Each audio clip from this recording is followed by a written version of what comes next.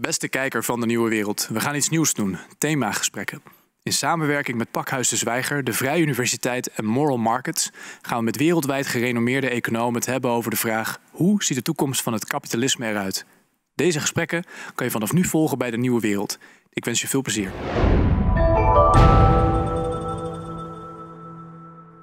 Good evening, Professor Rajan. Thank you for being here tonight with us. I'd like to start off this conversation by diving a little bit into your latest book, The Third Pillar. In it, you write that people need to have a chance within the capitalist system, and that the moment they don't have that chance, they will rebel against it. You mentioned that a lot of populist friction we see these days has actually its roots in a capitalist system that is not working for everyone. Now let's start with the context of Europe. For whom has the capitalist system over the last few decades not worked within Europe? Well, I mean, certainly, if you think about Europe itself, look at the high levels of youth unemployment. And you have to argue it's not working for the very young. Often that youth unemployment, if you look at Germany, for example, a very prosperous country, a lot of that youth unemployment is situated in East Germany, and East Germany, as we know, is the fount for many of these populist right-wing movements also. So I think there are groups that are today, have a fairly bleak future in Europe, and they're reacting, and clearly the system has failed them. And are their voices neglected, or are they being heard? It's a very good question. I mean, clearly they're trying to make their voices heard and sometimes trying to shock in order to get attention. But it is also the case that, some of this may be structural, and that is what I talk a lot in my book about. And to the questions we just heard, I mean, part of the problem is that we have centralized a lot of political power, of course, to different degrees across Europe. But the European project itself could be thought of as one which emphasizes harmonization between the different countries in Europe, a common set of regulations, all of which tend to increase the power in Brussels and decrease the power locally. I mean, if you think of Brexit, it's a cry for taking back control, as leaders of that movement suggested. But it's not just about taking back control from Brussels to London. It's about taking back control from London to the provinces and the cities and to the villages. So some of it is structural and maybe hard to change without reconceptualizing the idea of Europe. What is it that we need to foster? And I would argue we need to foster movement, cross-border trade, cross-border movement of people, of ideas, of capital. But you don't need uniformity in order to do that. Yes. And that de-democratizes the system. So before moving on to the European Union and what we can do about this problem, let's talk a little bit more about what the problem actually is. Because in your book, I'm glad you mentioned your book, because in it you mention that the ability for human society to flourish rests on three pillars, right? So the state, market, and communities. And you mentioned that over the last decades, we've seen that the markets and state have crushed the communities, so to say. So what do you mean by that exactly? What has happened? Well, again, to simplify, three big forces, right? The markets themselves have grown across borders. They've integrated within. Markets within countries have integrated, and across countries have integrated. Now, what that means is that the forces of competition hit everywhere. And areas that hadn't been exposed to much competition earlier, now exposed to tremendous amounts of competition. So that's one force. Market forces are hitting everywhere. The second is the state itself has grown along with markets. Powers have, usually we think markets and the state are opposed to each other. This was a big debate in the 20th century, one fighting the other. But in fact, if you look at it, they grow together often. And as markets have grown, the power of the state has grown, but it's also moved up to the capital, to the international level, because international markets are easier to control internationally. I mean, think, for example, I was a central banker. Where are capital decisions, bank capital decisions made? Not in national capitals, but in Basel. That's where they're made. So decisions have gotten elevated. So both the growth of the government as well as the growth in markets, what's left behind? The community, which is one, affected by the market forces. Paul talks a lot about depressed communities and how social ills start coming in. But they've also don't have the powers or the funding to make a change because that has been elevated to national levels. So they're disempowered, but they have to actually adapt, and they don't have the ability to adapt, which creates frustration and therefore the desire for some kind of an alternative, which is what we're seeing now. Yeah, very clear. So what is the role of technology within this all that you mentioned? Well, this is a global phenomenon. And so one of the questions is, what is global about it? Why do you see the rise of anxiety in the Hindu majority in India, as well as in the white majority in the United States? What's common? And I would say two things are probably common. One is an idea. The idea of egalitarianism, the idea that hitherto disadvantaged communities, oppressed communities deserve more equality. So there's a push from the bottom for more equal status, which obviously to some extent creates anxiety amongst the establishment. But the other is technology which is making it possible for a whole variety of areas that weren't subject to competition, that wasn't subject to concerns earlier, to now be subject. And typically this also means the occupations amongst the majority is under threat. And so given that, one, the push from bottom up for greater political rights, greater social equality, and the push across the world of technology, making it possible to even out, essentially creates a tension which you see reflected in some of these movements. Yes. And has this led to social stratification as well? Absolutely, because one of the things that's going on in a really competitive world is, survival of the fittest. And everybody wants to be in that list of fittest because the fittest earn far more. Ordinary, moderate, middle-income jobs have disappeared. You've got a lot of jobs at the low end, a lot of jobs at the very high end. Everyone wants their kids in Harvard, in Oxford, in the best universities. And to get there, they have to go to the best schools. And to get to the best schools, they have to move to the richest, most prosperous communities, because, again, this is a place where Paul and I agree, one of the strongest sort of indicators of a good education is the people you're surrounded with, because they're going to demand more of the teachers. You're going to learn more from them. You're going to do much better.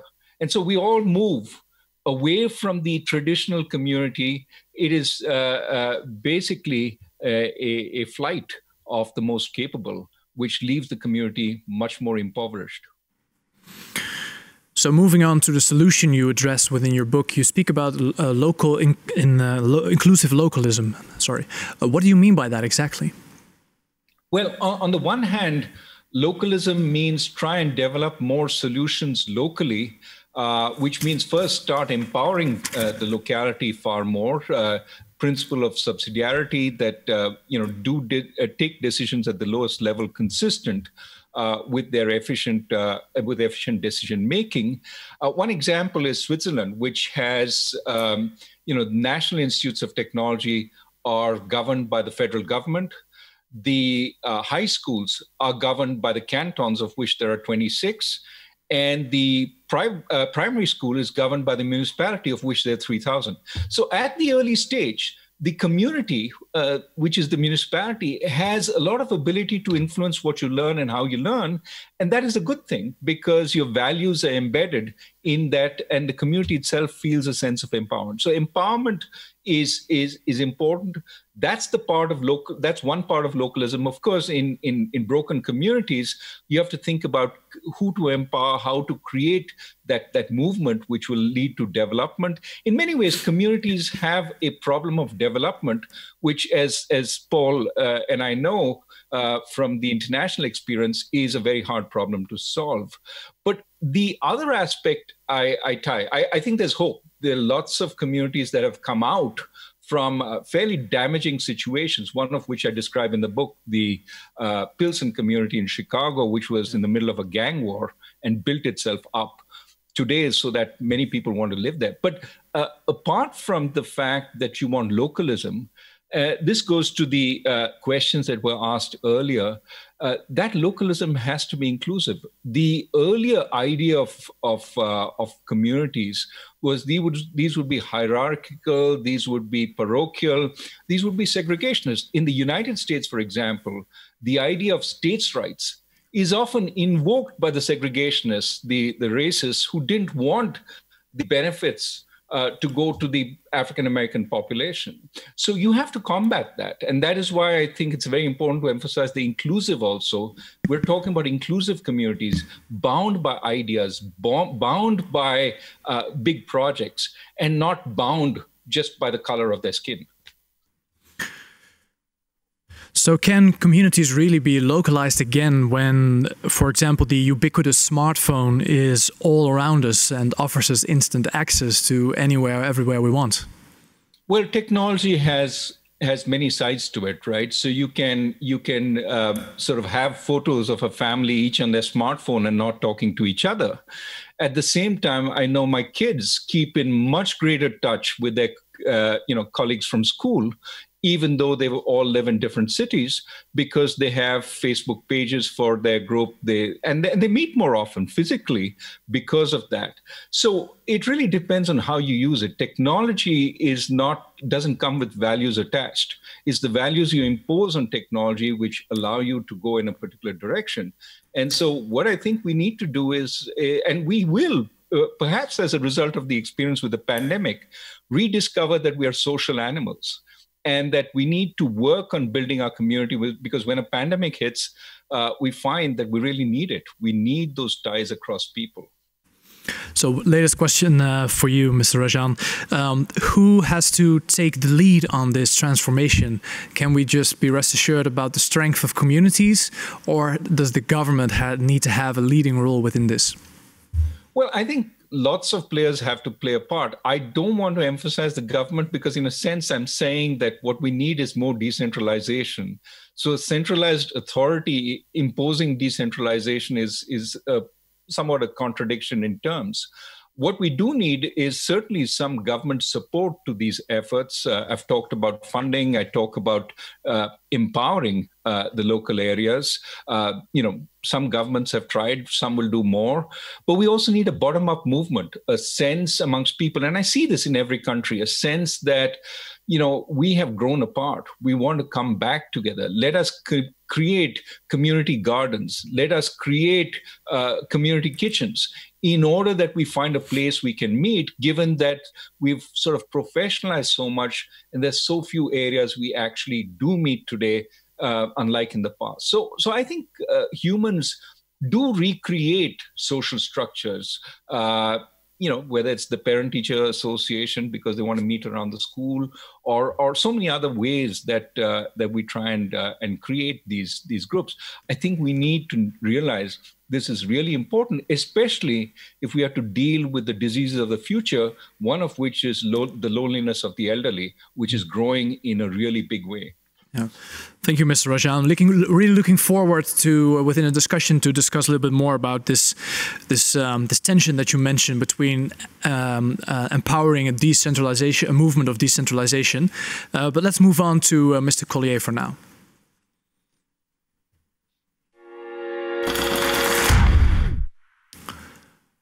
or Professor Collier, I should say. Thank you very much for joining us here tonight, Mr. Collier. Together with Professor Kay, you recently wrote a book titled Greed is Dead, which is an apt play, of course, on the infamous words of Gordon Gekko. In it, you mentioned that greed is no longer intellectually tenable. What do you mean by that? Yeah, thanks. Yeah, you're quite right. We're not saying at the moment we got rid of greed. We're saying we're at peak greed. We're at peak greed because the ideas which justified greed, which was the rise of individualism, and especially a misinterpretation of what capitalism is about, those ideas are no longer really tenable. So we go back to the workhorse of economics, which is economic man, a creature, rather unattractive creature, conjured up in the 1950s. It's, in many respects, it's a very useful workhorse, but it was a drastic oversimplification of human nature. And economists at the time, in the 50s, really picked up on an exaggerated form of Darwinism, which said human beings are greedy and selfish and really not much else. And if we're greedy and selfish, and smart, definitely smart. We overemphasize the smart bit. Homo sapiens, clever. And so if that was all we were, clever and greedy and selfish, you wanted the cleverest people at the top. So you needed these fantastically smart chief executives to run businesses and to run the state. And then you needed to try and get them to stop working just for themselves. So you needed to tie their performance to everything you could, basically to the profits of the firm. And then they faced the problem that under them, all they could recruit was workers who were also greedy and selfish, but less smart. And so what you do, economics came to the rescue, principal agent theory, designed in Oxford, which was monitor, scrutinize, and tie carrots and penalties to scrutinize performance. That was the working model. It became hugely influential. And that really took all power of decision up to the top. The chief executive knew best. And beneath that, you try to turn people as near to automator as possible. And so increasingly, that's how firms were run. And then in the 90s, the public sector started to ape the private sector. If that's so good for the private sector, we better do it too. And certainly in my own country of Britain, we transformed the public sector into that model of the top knows best, monitor, incentivize, scrutinize everybody else. And so that stripped ordinary people of the power of autonomy and decision. We ceased to be morally load-bearing agencies. We became these awful creatures. Why is all that untenable? Apart from being disgusting, it's factually wrong. Modern evolutionary biology comes up with a very different picture of what is human nature. As Professor Rajan was saying, we're designed to be very distinctive mammals. We're pro-social, much more so than other mammals. We're creative, we're imaginative. The fuel of capitalism isn't greed, it's common purpose in a team which has the autonomy to experiment and innovate. That's the fuel of capitalism. The genius of capitalism is decentralization within a certain discipline of competition, and the ability to come together. In Greed is Dead, we've got a lovely example of Airbus. Airbus is a huge cooperation, just like an iPhone is, a cooperation between an awful lot of firms. No one knows how to make an Airbus. No one knows how to make an iPhone. It's distributed knowledge across a lot of different teams, all of which have had the power to come up with creativity and ideas. But that depends upon decentralizing. Yeah. So we've been trapped in a very dysfunctional model. Yeah. Well, that's a very comprehensive answer, Mr. Collier. I think that's a very apt part of your, it's actually the entire book you just mentioned in a couple of minutes. So what more questions can I ask? But I have, if I understand you correctly, this idea of economic man, is that kind of a view on humanity or fellow men, which has been conjured up in the 1950s, a certain Darwinistic outlook on life, and this view on humanity has shaped our beliefs over the last few decades, the way we look at ourselves, the way we look at society. Do I understand you correctly? Yeah, I mean, it's a very useful model for some purposes. It just got way above its pay grade. And so I believe in simplifying wherever possible. And so for some purposes, it's a very handy simplification. But it's been applied to everything. And that's where it became damaging. I mean, what you haven't yet talked about is the community stuff that indeed Professor Rajan talked about, and which is basically the subject of the Future of Capitalism as well. These spatial and new class divides between a booming metropolis and broken cities, between the rising value of people with a good tertiary education who went into fancy skills that became more and more valuable, like lawyers and bankers, versus the people with less education who specialized in manual skills, which have become less and less valuable. Now, as Professor Rajan says, the globalization of markets, which produces a lot of economic benefit overall, produces both winners and losers. The business of public policy is to offset those losses, not reverse globalization, that would be dumb, but design policies which offset the losses. We failed to do that. We failed drastically. And so technology and globalization, which should have led to all boats rising, they're wonderful things. Living standards could be rising at about 2% a year, probably. Instead, major groups of people are very, very fearful of the future. The young, the old, and the manual workers. Yeah. They're the most fearful groups. And of course, they mutiny in various ways. Who benefits from this? The people who spotted the mutinies earliest, which is the mavericks. Mavericks of the left, like Corbyn in Britain, mavericks of the right, like Trump. The one thing that the mavericks have in common is they're selling snake oil. And so the dispossessed are stuck with snake oil, and meanwhile the successful have peeled off from their obligations to others because they created a new identity, an identity of the successful. And they identify with each other, not with fellow citizens. And that peeling off of the successful. So if the unsuccessful, the defining characteristic is snake oil, the defining characteristic of the successful is smug. There's a complacency that says, we're all right and you don't matter.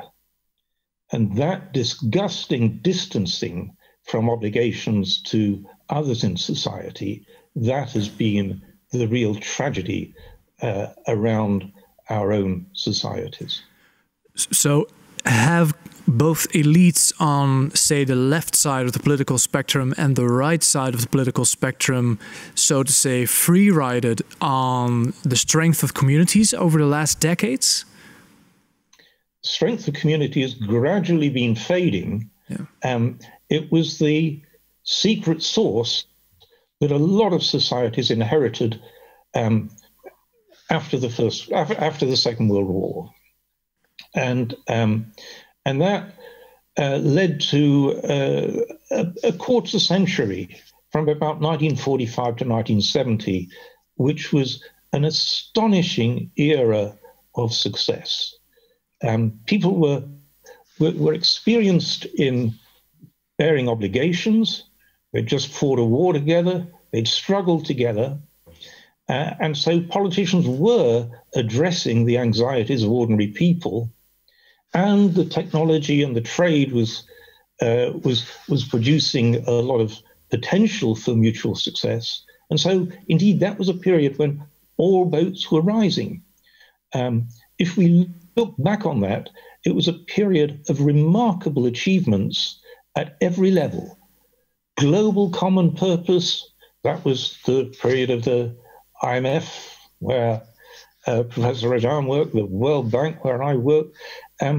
So global common purpose and the formation of Europe as a common entity. It was an astonishing period of achievement. And then it all started to fall apart. It fell apart with the rise of individualism, the peeling off of the successful, the departure of politics from being about practical anxieties into disputes about ideology between factions of the elite.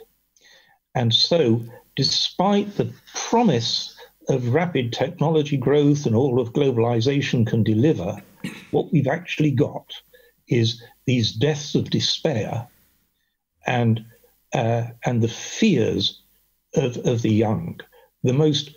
In Europe, youth is even more fearful than in America, which is saying something. Thank you, Mr. Collier. Let's move on to the discussion part of this of tonight.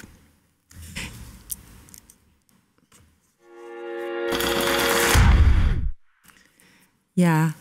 Thank you so much, both of you. And let me just start, of course, by giving Mr. Rajan the opportunity to respond to Mr. Collier, because you started, of course, with the interview with your ideas and on analysis. But of course, I can see that you were writing down a lot. So let me ask, whether you concur with Mr. Collier, and where is the difference in your analysis? Oh, great question. So I'm going to give the American political answer, which I really believe in, which is what unites us is far more than what divides us on these Very issues. Good. We actually think, Paul had his book out much earlier than I did. And I have to say, I take my word for it that I didn't read his book, but there is so much in common on the issues and the way we analyze them that I have to believe we're right. That there is, two people reach the same kind of analysis only if there's a fundamental sort of commonality. So I do sort of agree with a lot of what he has said, certainly what he said here. In the book, I mean, there are places where our emphasis probably differs a little bit, but maybe it's more if I'm trying to look for differences. Paul talks a lot more about the ideology, which I found very interesting. And I perhaps if I wrote my book again, I'd talk a little more about ideology. But the issue of rights and obligations, I thought that was very important, and how that breaks down as you leave the community and go to a broader setting. And perhaps that is one of the concerns that we see nowadays. I would, perhaps, I mean, my emphasis would be more in taking the questions that came initially, that the economics also changed. Now, what came first? Very hard to say. But the economics changed which also pushed, therefore, on the community itself. I would also suggest that the structure of political power changed, and both these changes sort of reduced the room for the community. But I think these are, I think we both share these views. It's just how much emphasis we want to put on them. One point, if you want to look for differences, is on the corporation. I think Paul talks a lot about the purpose of the corporation, which I find is sort of an ennobling view of the corporation. But I think that, when we think about Friedman's shareholder value maximization, which often is blamed for all that's going wrong with corporations, you can actually get a lot of purpose within corporations if you do shareholder value maximization right. And I'm happy to talk about that at greater length. But purpose, it seems to me, is a better way of saying it. It enthuses more people. It enthuses the young. But there is a danger with saying purpose in an overly broad fashion if you bring corporations into the public realm and make them take up, governance objectives, take up some of the role of the government, because corporations, we don't have a check and balance system to allow them to do that.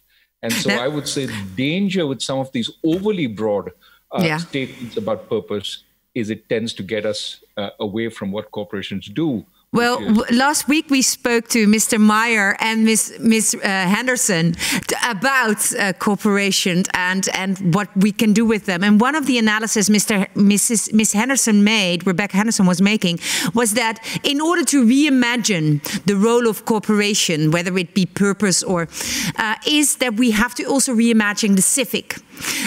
Because without a strong civic society, civil society and civic institutions, you can never talk about a strong or a role of corporations. So we already explored that conversation last week, but interesting that you mentioned that is for you one of the differences of focus between you and Mr. Collier. What was interesting of course, there are two concepts which I really hope we can get clear this session, and that is what is meant exactly by community, how is it defined? Because if I talk to young people, they are talking about virtual global communities like Extinction Rebellion, or what is exactly meant if you both talk about community, and what role should communities play in reimagining capitalism?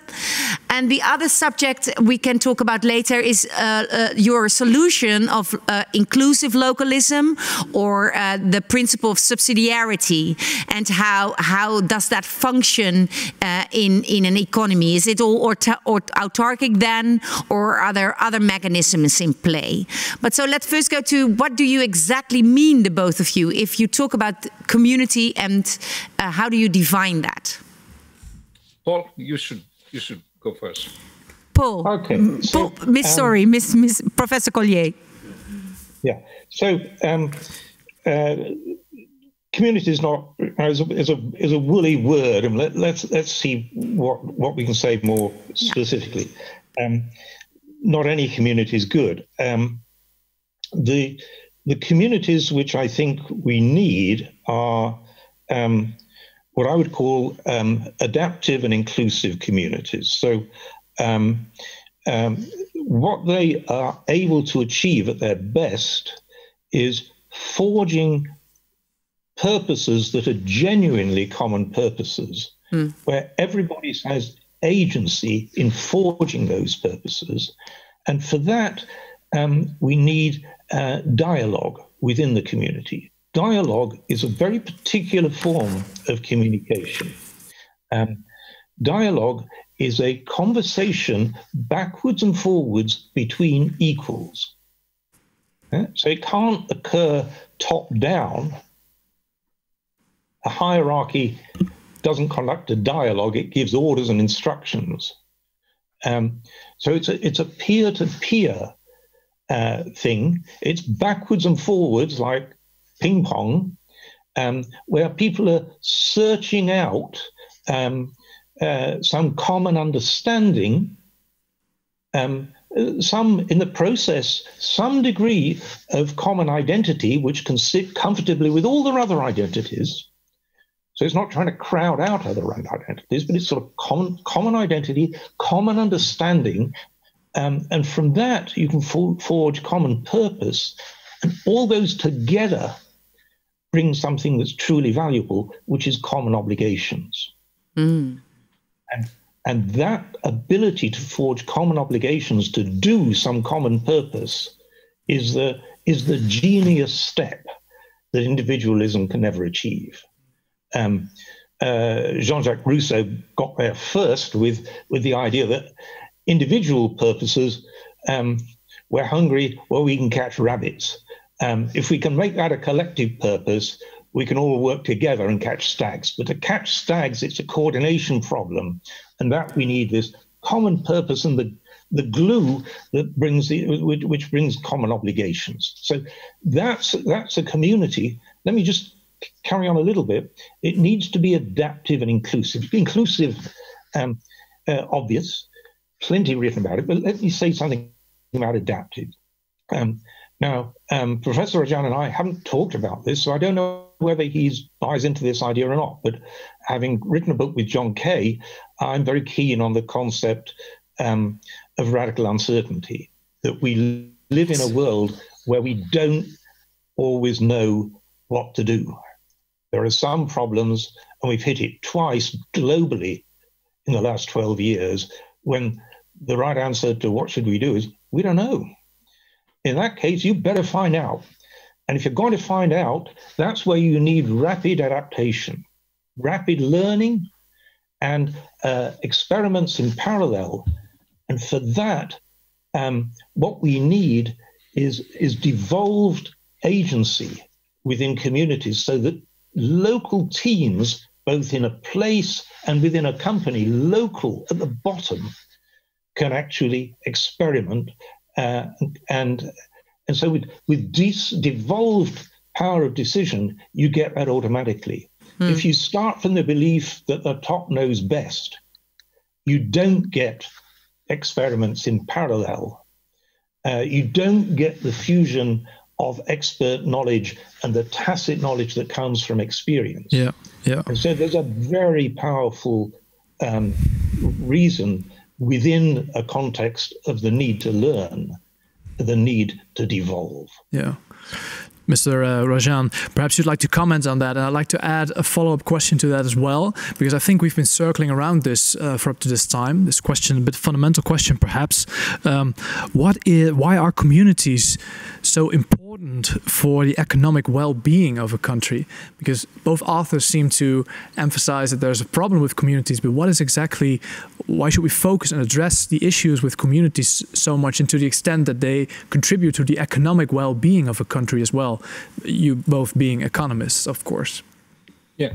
So let me agree totally with the need to be adaptive, but I would add an additional qualifier, which is locally sensitive. I mean, one of the beauties of the community is it understands which problems are important locally, and then it can tackle that, something that a centralized one-size-fits-all answer cannot. So in addition to the experimentation that Professor Collier points to, which is extremely important, that experimentation occurs under different conditions, and so you get a variety of answers.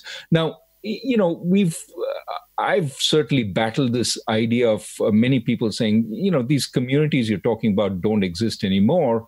We have virtual communities. One columnist told me, my community consists of older white Jewish men, and that's not what you're talking about. You're talking about a community which I left 40 or 50 years ago. And the reality, though, is that if you look around, most people live in places that have local government. And I think one of the important aspects of the community that both Professor Collier and I talk about is how central local government can be to our life chances. The local schools that you go to.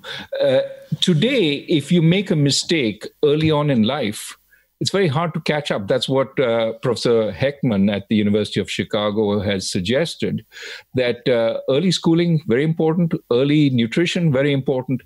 All that is early comes locally. It's only when you grow up that you go out into the big cities and into the big universities, but you're made for life way before that.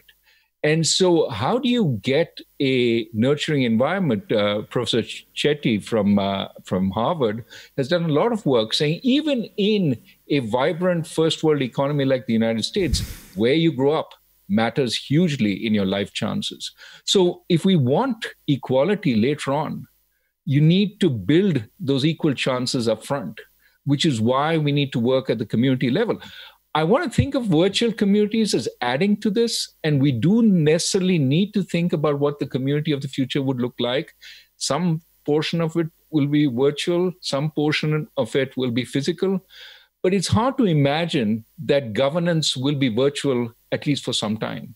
And so a lot of the governance will be local, which is why we need to focus on that. Yeah. You know, that's even true within firms, that proximity, physical proximity matters. Yes. I seem to remember a study of Google showing that the best predictor of the ideas in teams in Google was who was sitting near whom. And Zooms work fine when you know somebody. They're not much good at getting to know somebody. I think. No. So physical proximity matters. We know that by now, by half a year of COVID online meetings, we know that the brainstorm capacity drops dramatically everywhere. So thank you for adding that. That is important. We have a question from the audience, from Ton Otten, who is actually wanting to explore an aspect of this. And he asks, is it reasonable to expect that rural communities are able to move into other areas, for instance, in the service economy, make them much stronger, right? Or should something else be done to push these communities forward? So it's a bit on the how can we create stronger, economically stronger communities? Mr. Rajan, perhaps first? Well, I think we have, again, COVID has given us a nice experiment. So much can be done at a distance. And so it does allow us to think about the possibility that maybe everybody doesn't need to live in the city. Now, Paul, in his book, talks a lot about agglomeration economies. And this is just what we talked about, right? Yeah. Proximity leads to better ideas. So that, on the one hand, enhances strong communities, but on the other hand, weakens weaker communities because you get the secession of the successful. They want to go and live in the strong community rather than the weak community.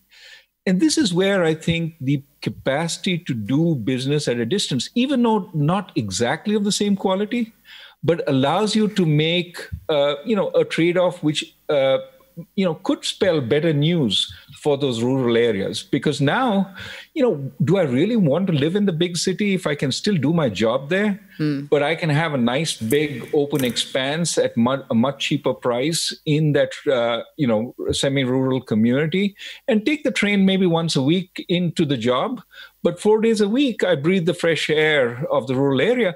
And as more people like me do that, we spread economic activity around. So I do think that technology, while on the one hand contributing to the problem, may also be the source of solutions that we are all, developed economies are 85% service jobs or 80% service jobs.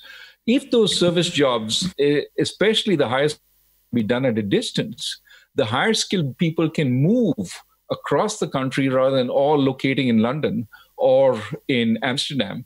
And as a result, spread economic activity. That has to be one of the answers. And how do we increase that? That really is the question we need to think about. Yeah. Can I just build on that? Because I think we can't pretend that anybody can live anywhere they like and still be highly productive. But we can do something that stops it being the story that if you want to be productive, the only place you've got to go is the metropolis, which in my own country of Britain, that is the bitter reality at the moment. Yeah. London is 70% more productive than the rest of the country. As Professor Rajan said, the Brexit mutiny wasn't really a mutiny against Brussels. It only has 1% of GDP. It was a mutiny against London because everything is concentrated there.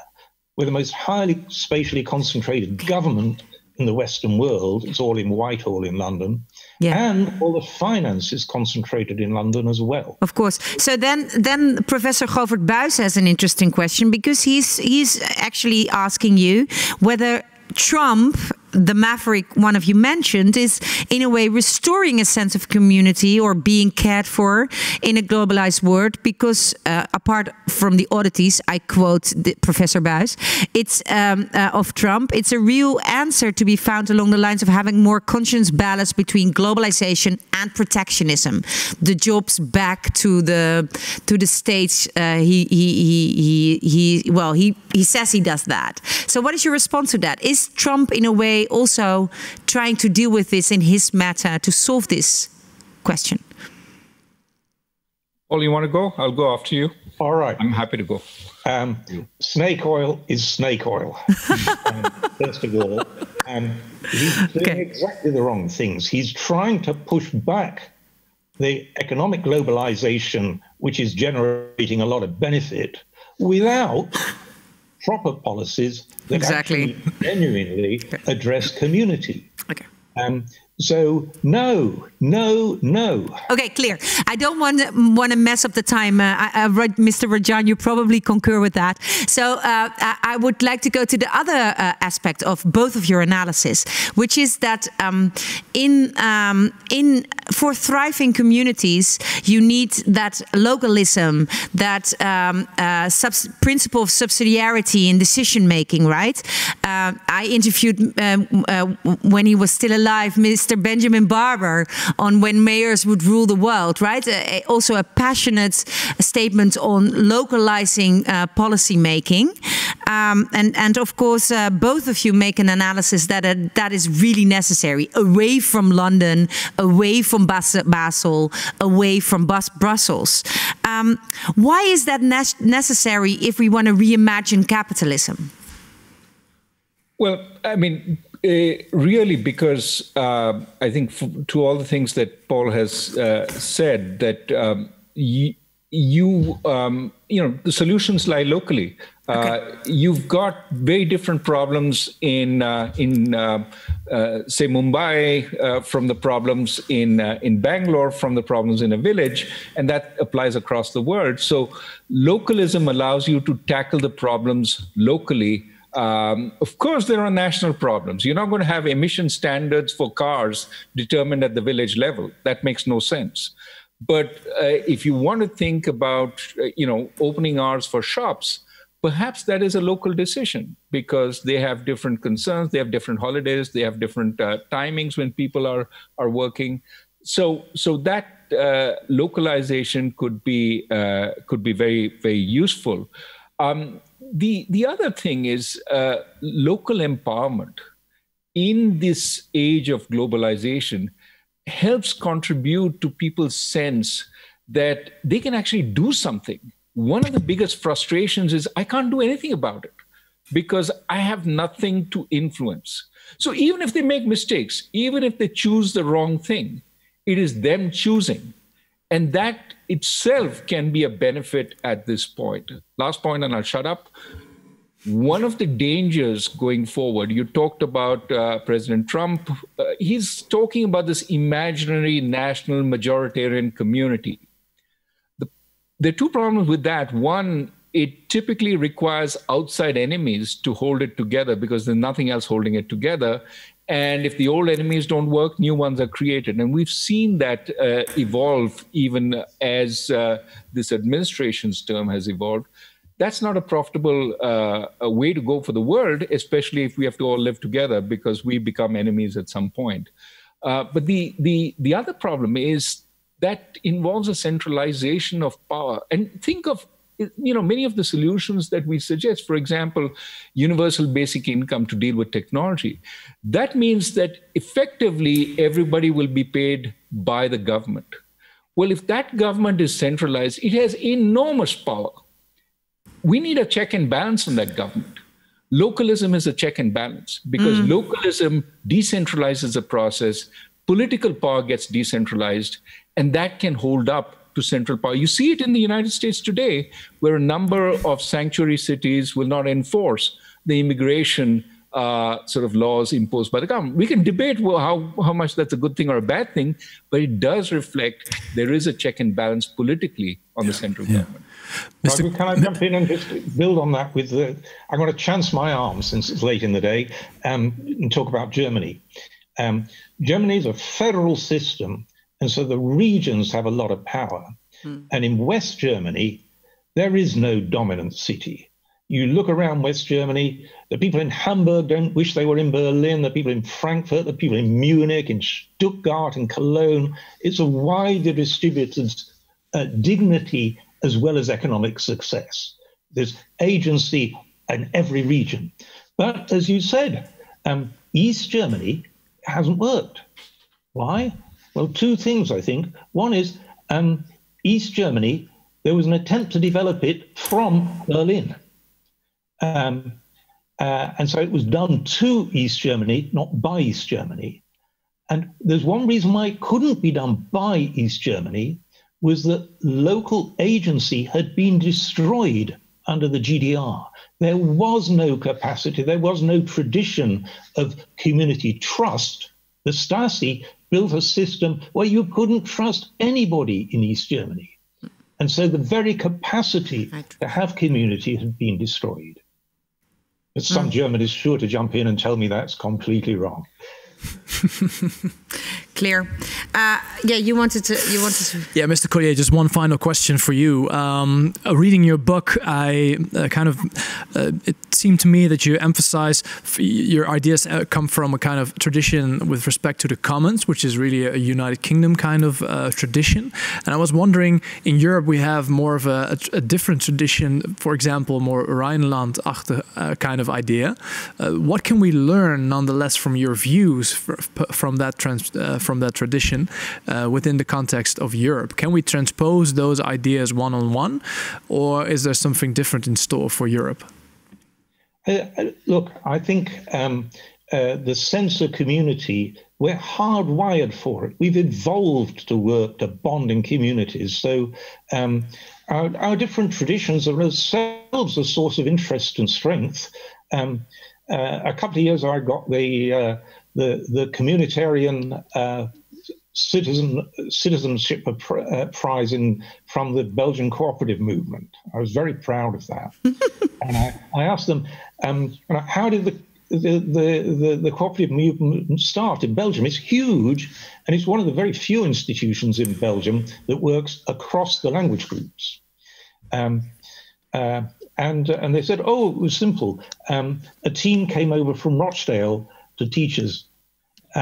What was Rochdale? It was a city in the north of England that in the 1840s was crushed by tragedy, and families came together and invented mutual obligations, the cooperative movement in Rochdale. They were called the Rochdale Pioneers, and it spread globally because it's such a naturally good idea. So we've got different cultural traditions, but we've got a common core, which evolution has endowed us with, and it says community. Yeah. Oh, we get like a million questions still left. I mean, I would love to elaborate on the question on how this commons and cooperative movement can also help get away with this social stratification. But we're not going to go into that. We have a final question from Evelien Verhagen, who, thank you for watching, Evelien. You've sent us many very intellectual, very wise questions. One of her last question is about the relationship between the EU policy. She says, how can the EU balance the tendency towards its higher aspired level of harmonization, for instance, with the Green Deal at a higher level, and combine that with your, analysis that we need more localism? Yeah, great question. I mean, take a policy which seems natural at the international level rather than at the local level, right? Dealing with climate change. The problem, of course, is if the policy is determined solely by bureaucrats without public input, you can get a reaction like we saw in France. Yeah. The Gilets jaunes were basically protesting hikes in gas prices, in petrol prices, yes. saying, you guys don't travel, we travel, and we pay a big chunk of our incomes because we have to travel a lot. In other words, this was done without broader consultation. Doesn't mean that every last policy needs broad national consultation before it's rolled out. But you got to talk to people and find out, what is acceptable, make the case, and then go and agree to it at an international level. Similarly, when we're talking about Green New Deal, I think it is important to go in that direction. But I would not say you will get EU funds if you do A, B, C, D, E, F. But in a sense, let countries determine how they will use a broad set of criteria. The broad set of criteria is to get it to move in the right direction. This is not spent in other ways. But then within that, as much freedom as possible for countries to determine what they do. And that's broadly, I think, the answer we need to look for. Not overly centralized, not overly decentralized. Clear. A balance act. Yeah, and also, of course, a dialogue I hear you mention, which was already mentioned by Mr. Collier, right? I'm going to ask Sam de Munk to join us now for the end of this session. Thank you so much for your answers up until now. Sam, welcome back at the table.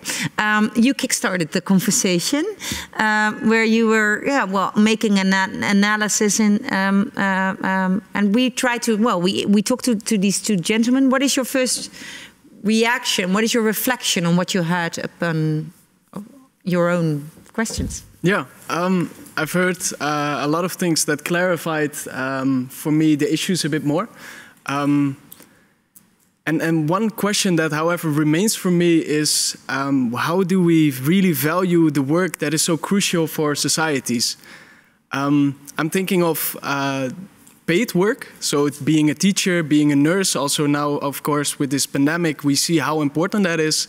But I think also a lot of the unpaid work. So if we talk about the education of kids, especially before they go to school, this is often done by mothers, not fathers, unpaid. And in today's world, this is not valued, it's not so much rewarded, and we, I think, also enable it too little. But I think it's a difficult question of how to solve it. But since you are both really esteemed economists, I would want to ask you guys this difficult question. Okay, so let me try to put it in a context. You say this work is really important for thriving communities. Yes. And if we talk about thriving communities, we also have to talk about what work is necessary for that, yes. And what is the relation between the formal economy and that very important work for thriving communities. Yeah, and I think it's in both the formal and the informal economy undervalued. Clear. Mr. Rajan, would you like to respond to that? Look, it's a difficult issue. I mean, certainly more funds at the local level can create jobs that go in the right direction. I do want to say, and this is to the point that Professor Collier has also made, that communities are also about informal obligations. Yes. You can't pay for everything. If you pay for everything, you may actually reduce the value. Let me give you an example. The elderly are lonely. Should we pay somebody to look in on them every so often? And that would be actually, lots of people who have social empathy but may not have a PhD in physics. And could well provide some of that community glue. Yes. But there is a danger in paying them to look in on somebody because that somebody knows they're being paid to look in on me. This is their job. They're not doing it out of kindness. Yes. So how do you create this job in a way that it is not so much in your face and actually builds the glue? And it may be that they're responsible for broader community activities, but they also are meant to check in on the elderly and just make sure that somebody's looking in on them. So they're not paid directly for this, but it becomes an indirect form of support. And it becomes the consequence. Yeah, it becomes the consequence of what Mr. Collier said, shared or a common obligation. Mr. Collier, would you like to respond? Well, I just want to build on that. I think it's absolutely right. We need widely distributed moral load bearing across our society.